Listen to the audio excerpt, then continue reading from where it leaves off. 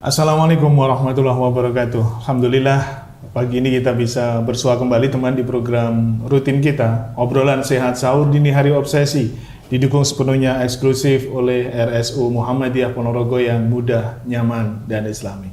Apa kabar teman? Hari ini semoga semuanya sehat, bisa melaksanakan ibadah puasa dengan sebaik-baiknya, dan pagi ini tentu sudah menikmati sahur bersama dengan keluarga. Dan kalaupun ada yang belum menikmati, mungkin karena waktu masih agak sedikit panjang, ya paling tidak menikmati obsesi dulu. Obrolan sehat sahur dini hari. Dan yang istimewa juga pagi ini teman, tamu kita di obsesi obrolan sehat sahur dini hari pagi ini tidak sembarang ini ya. Jadi tamu kita ini istimewa, sudah hadir Dr. Barunanto Asadi MSI. Assalamualaikum warahmatullahi wabarakatuh, Dok. Waalaikumsalam warahmatullahi wabarakatuh. Alhamdulillah. Sehat Lancar perjalanan pagi ini. Ya. Saya khawatir tadi perjalanan pagi ini, wah nanti dokter bisa datang atau nggak bisa rawat atau tidak. Ya, alhamdulillah. Oke. Suasana puasa harus dibuat gembira. Dibuat gembira ya, itu kuncinya di situ, Dok. Oke.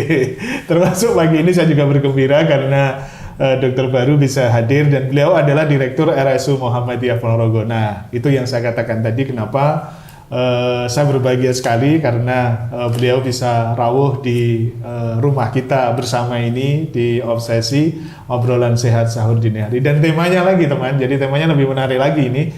Jadi soal tips puasa bagi para lansia supaya tetap segar dan bugar. Dok, saya ini masuk kategori lansia atau belum, Dok? Ya, istilahnya ada beberapa kategori menurut Depkes itu di bawah 60 itu masih pralansia. Jadi antara 54 sampai 60 itu pralansia.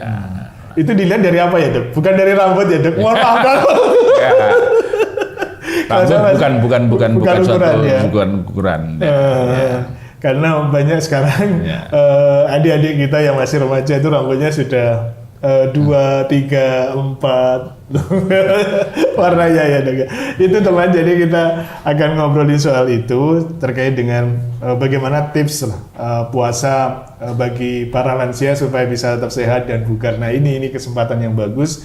Teman-teman harus tetap memperhatikan program kita di obsesi ini supaya bisa mendapatkan banyak hal, karena saya yakin pagi-pagi kayak gini, Dok, ini mungkin rata-rata pada jam-jam seperti ini memang, mohon maaf, ini mayoritas para lansia ini yang sedang bersama dengan kita.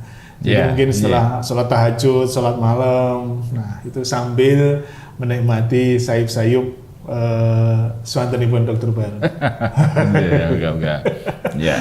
Iya, itu teman. Dan sekali lagi program ini bisa Anda ikuti di channel YouTube-nya RSU Muhammadiyah maupun di channel YouTube-nya Gema Surya FM. Jadi setiap saat Anda bisa menyaksikan, mengikuti ulasan-ulasan kesehatan yang insya Allah itu bermanfaat khususnya selama bulan puasa ini. Dok, saya kayaknya sebelum ke materi deh, saya ingin tahu dulu ini. Seperti apa RSU Muhammadiyah progresnya sampai dengan sekarang ini, Dok? Barangkali ini juga ditunggu oleh seperti apa sih sebenarnya perkembangannya RSU Muhammadiyah? Nampaknya kan sekarang semakin gede nih. Nah, gitu. Gimana? Terima kasih. Nah, ini memang kesempatan saya bisa hadir di Radio Gema Surya ini juga salah satunya. Kok isinya obsesi kok kurang begitu mengenalkan ya. Oleh karena begitu saya di jadwal siap untuk berangkat. Gitu, paling tidak bisa menyapa teman-teman warga khususnya masyarakat Ponorogo. Betul. Bahwa insya Allah perkembangan kita mengikuti kebutuhan tren masyarakat, bahwa beberapa pelayanan sudah kita siapkan. Salah satunya yang dari mulai 2022 tahun 2022 kita sudah kita lengkapi dengan transportasi ambulannya, kita perbaharui. Kita bekerja sama dengan Bank Mitra kita, Bank Mitra itu Mitra Syariah, Mitra Syariah itu, sehingga kita ke Muktamar bisa bawa ambulan yang baru. Tahun berikutnya di akhir penghujung dokter jantung kita datang. Nah, sehingga pelayanan jantung kita sudah bisa di backup dengan peralatan yang insya Allah memadai. Di 23, alhamdulillah diikuti lagi dokter radiologi, dokter penyakit dalam, hadir dan urologi. Jadi kita punya dokter organik tambahan muda-muda yang cukup energik dengan istilahnya yang terakhir yang pemecahan batu tanpa harus lewat operasi, jadi langsung itu ISWL itu. ISWL ya dok. Ya. Alhamdulillah. Dan trennya alhamdulillah dengan dokter Pongki yang muda ini memberikan ternyata responnya juga alhamdulillah trennya bagus sekali ini. Yang muda trennya yang bagus ya dok ya. Bukan berarti yang tua nggak bagus nanti karena biasa soal yang tua ya dok ya. Dok tadi dokter organik itu maksudnya dokter apa sih dok? Jadi dokternya rumah sakit. Jadi sudah punyanya rumah sakit? Iya, bukan tamu lagi, bukan tamu ya istilahnya. Bukan tamu lagi. Jadi kita mulai jantung, kemudian diikuti penyakit dalam, kemudian radiologi, urologi ini sudah organik. Akibatnya tenaga kita, Rumah Sakit Muhammadiyah. Nah, itu diimbangi nggak dengan sarana dan prasarana yang tersedia barangkali seperti apa? Otomatis radiologi kita siapkan dengan 16 slice yang CT scan yang 16 slice untuk memadai untuk pelayanan yang walaupun untuk bisa benda yang bergerak itu belum memang, tapi untuk organ-organ yang kita butuhkan CT scan insya Allah sudah cukup memadai. Kita fasilitasi itu. Dengan demikian pelayanan yang dibutuhkan masyarakat Ponorogo insya Allah kita bisa berikan.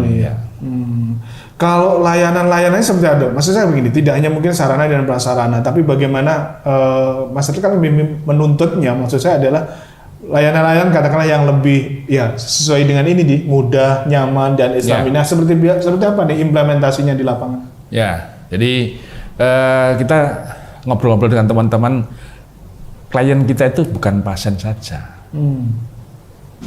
keluarganya. Oh, keluarga itu yang nunggu maksudnya ya? Ya nunggu, pengunjungnya itu kan juga. Oleh karena itu di tahun 2002 kita alhamdulillah ada tanah di sebelah itu kita bangun dengan lantai untuk parkir, mat lantai, dengan harapan agar akses masyarakat paling tidak kebutuhannya itu teman-teman nggak bingung parkir sehingga bekerja dengan lebih nyaman karena sebagian besar mereka pakai sepeda motor itu. Dengan demikian lahan parkir menjadi lebih luas lagi dengan tambahan itu. Selain itu dok barangkali insya Allah ini kita punya gerakan yang ada kantin kejujuran. Jadi di beberapa ruang tempat ada juga itu. Ada. Jadi ada pengunjung yang butuh hanya aqua atau makanan kecil nggak harus keluar di lantai itu bisa. Dan dia juga bisa melihat harganya berapa, silahkan.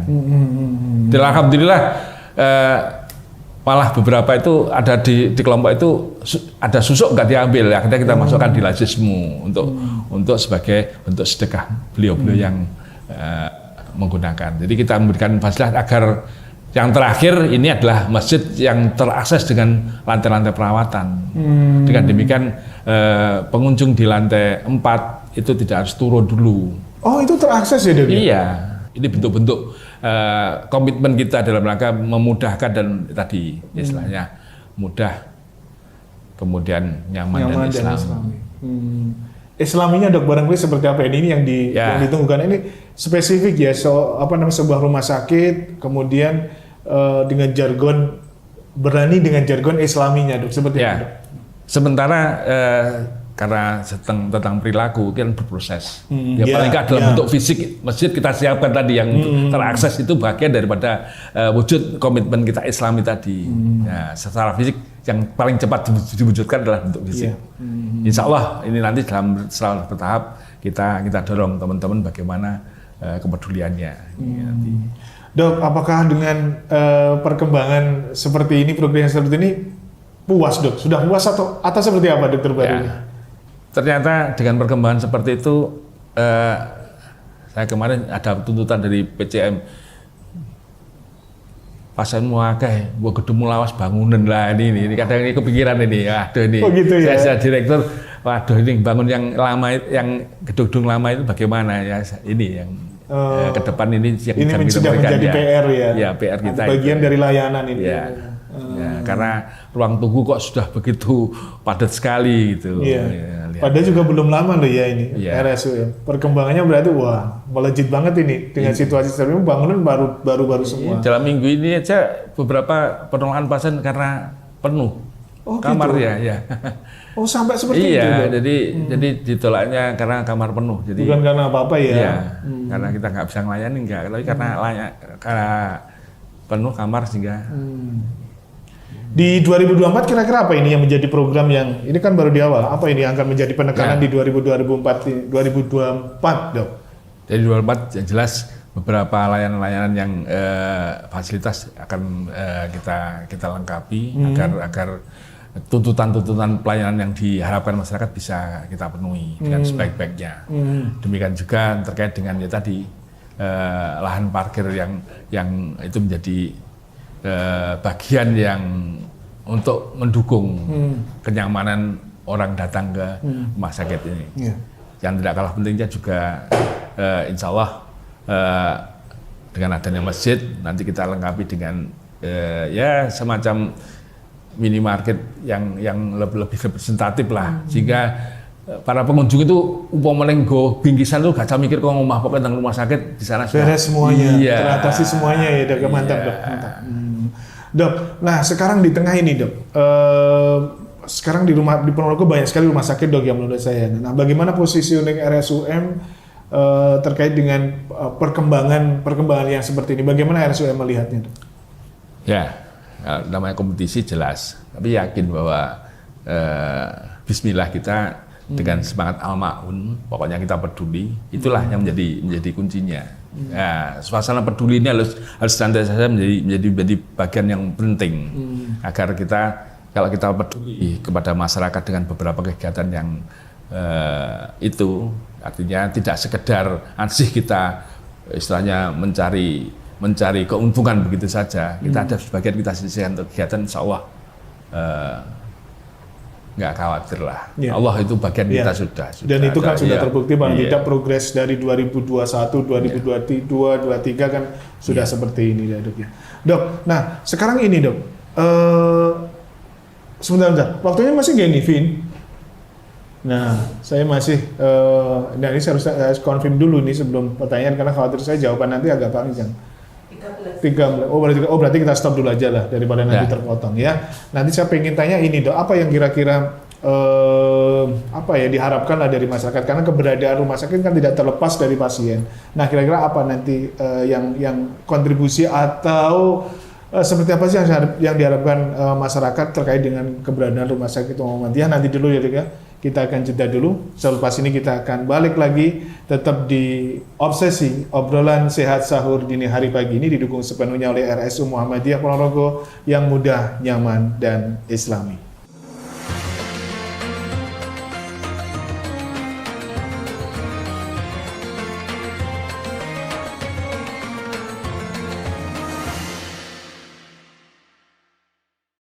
Baik, kita lanjut lagi masih di program Obsesi obrolan sehat sahur dini hari 94,2 Gema Sore FM yang didukung sepenuhnya oleh RSU Muhammadiyah yang mudah, nyaman, dan islami.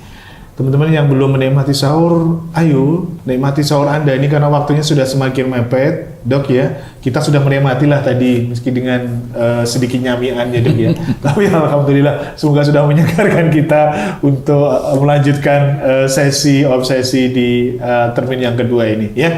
Dan sekali lagi saya ingatkan yang belum menikmati sahur segera sahur, kemudian jangan lupa untuk berdoa melaksanakan ibadah puasa besukari ya. Dan kita masih lanjut. Dok, tadi saya ingin ini Dok, kira-kira apa ini yang diharapkan RSU Muhammadiyah kepada masyarakat lah terkait dengan progres-progres capaian-capaian yang sudah selama ini tadi sudah disampaikan dokter capaian-capaian rumah sakit Muhammadiyah. Apa ini yang diharapkan ke masyarakat?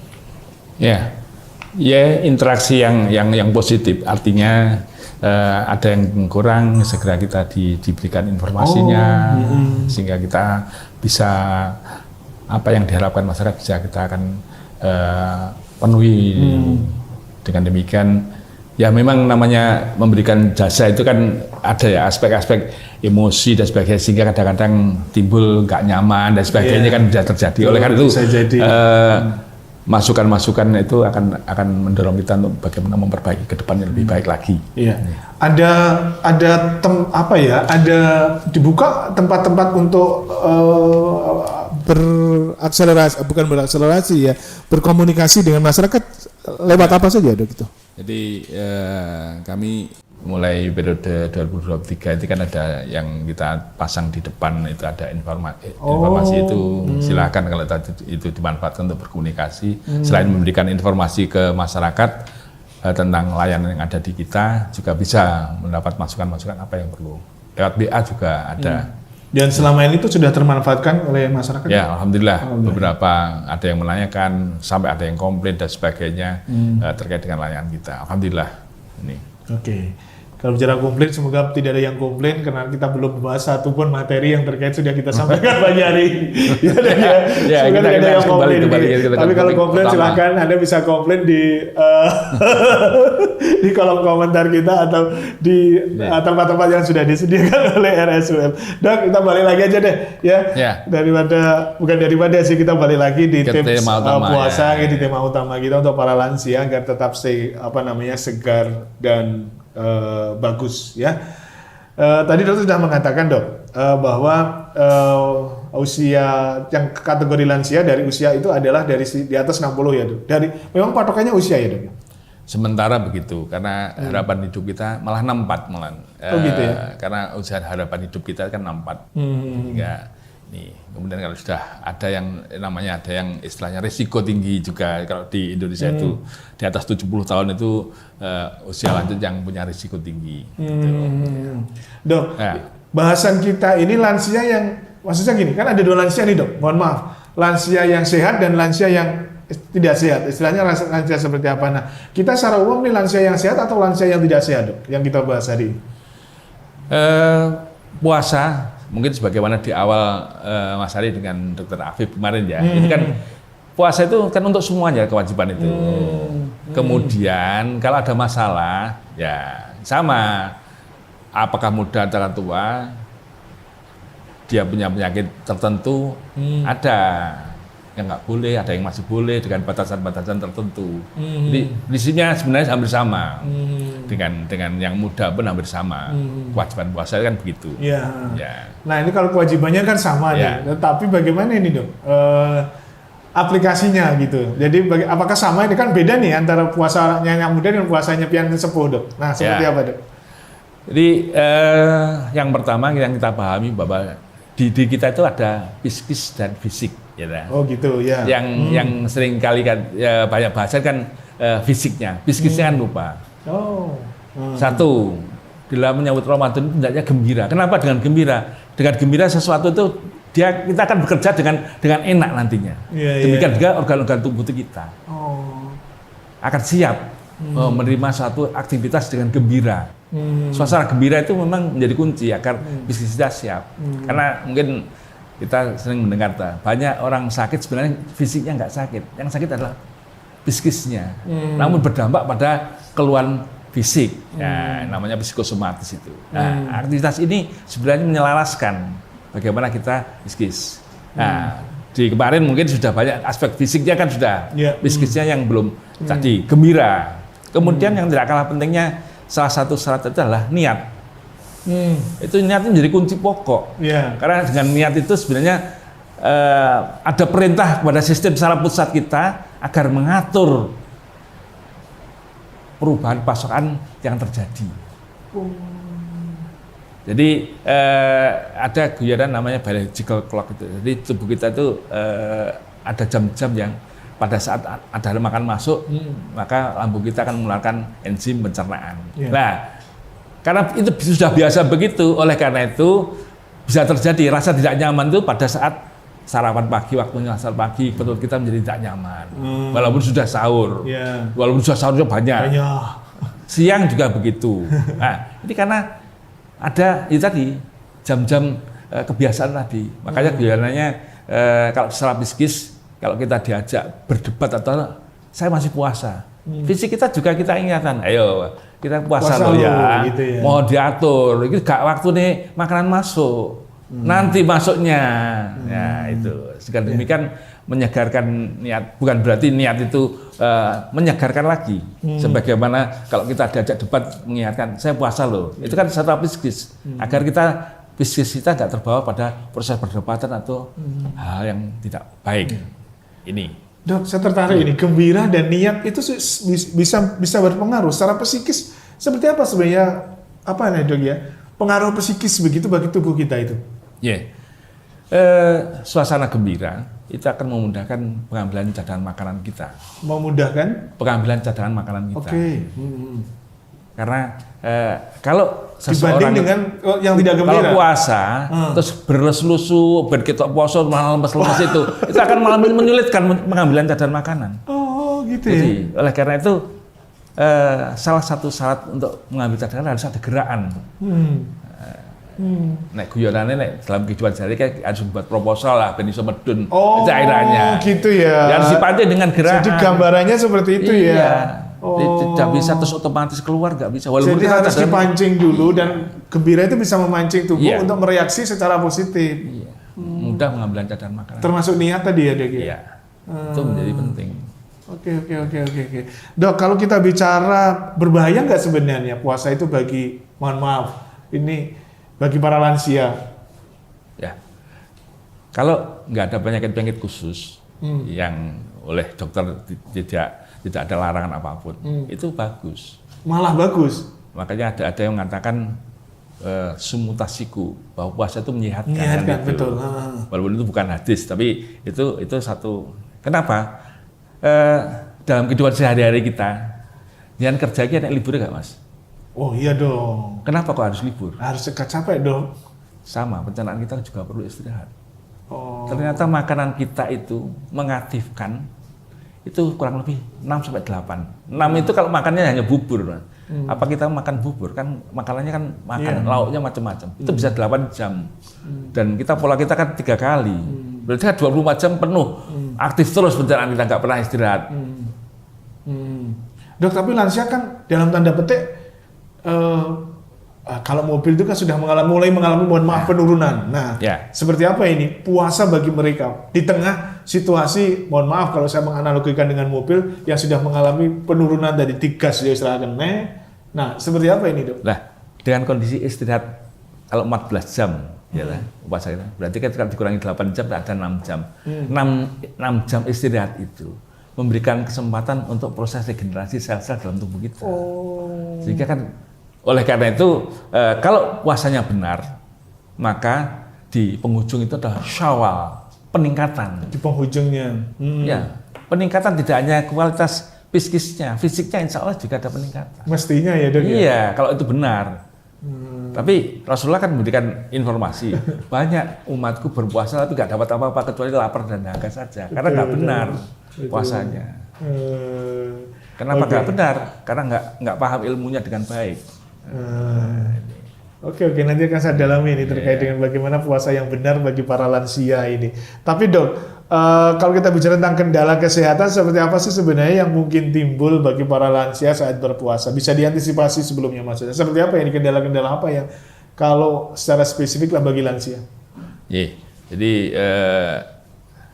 penyakit-penyakit kronis tertentu kan silahkan nanti konsultasi dengan dokter yang merawatnya. Harus ya dok ya. Harus. Ini disadari lah itu karena masuk kebutuhan. Kemudian penyakit jantung, penyakit ginjal, penyakit diabetes dan sebagainya kronis itu hendaknya konsultasi dengan dokternya karena beliau kaitan dengan obat yang diberikan dan sebagainya. Nah, ini. Bagaimana mengkonsumsi obat, kemudian apa yang harus dikonsumsi selama puasa, apa yang boleh dan tidak, seperti itu mas Egi? Ya, tapi kalau secara umum kalau secara itu kalau lansianya lansia sehat dong? Ya nggak ada masalah. Ya ada masalah kan? Lebih baik. Lebih baik kan tadi? Ada istirahat lagi, ada regenerasi sel. Istilahnya kita peduli pada pencernaan kita lah, untuk istirahat. Berperi keperutan, berperi bukan berperi kemanusiaan, tapi berperi pada organ-organ pencernaan kita ya. Istirahat. Saya itu yang tadi itu memang perlu istirahat ya dok ya? Iya, sama dengan kita tadi itu. Ya, maksud saya pencernaan kita itu memang perlunya harus juga harus diistirahatkan dong ya. Dan mereka juga bekerja ya dalam kondisi normal gitu ya. Dan seperti apa ini gambarannya dok? Coba dok, saya pengen Terkait ya dengan tadi. bagaimana sih kinerja pekerjaan kita, pencernaan kita itu, Dok? Ya tadi saya katakan seperti makanan begitu masuk, itu seperti kita menyalakan lampu mesin itu nyala dan berhenti setelah 8 jam kurang lebih itu. Nah, dalam kehidupan kita itu kadang-kadang di tengah-tengah pagi gitu rapat Masuk. orang naik makanan orang patut ya, akhirnya tambah lagi makanan lagi. Kerja lagi mereka mencerna itu ya, Dok ya. Ya, artinya kan tambah bebannya kan tambah lagi. Yang seharusnya dia saja belum selesai pekerjaan yang dari sarapan itu belum selesai sudah ditambahi lagi. Dok, kalau bagi mereka Indonesia lansia kan sudah dengan segala problematikanya. Salah satu di antaranya yang memiliki problematika pencernaan. Apa yang terjadi, Dok? Ya, dengan demikian kan akan punya kesempatan istirahat. Malah bagus katakanlah. Iya. Sebagaimana ya tadi kita jangan libur itu untuk apa tuh? Supaya kita refresh tuh. Biar besoknya lagi kerja lebih baik lagi kan gitu. Biar usus, mohon maaf kalau pencernaan saya menyebutnya usus boleh, Dok ya? Iya. Biar usus bisa refresh lah, istirahat lah, diberi Iya. kesempatan untuk istirahat. Istirahat dan mungkin ada pergantian sel-sel pelapisnya itu kan ada regenerasi. Sebagian kulit itu kan ada regenerasi. Nah, ada regenerasi membaik. Oke. Nah, semakin menarik ini bahasan kita untuk pagi ini, Dok, sebenarnya ya. Tapi kayaknya waktu, Dok, ini. Iya.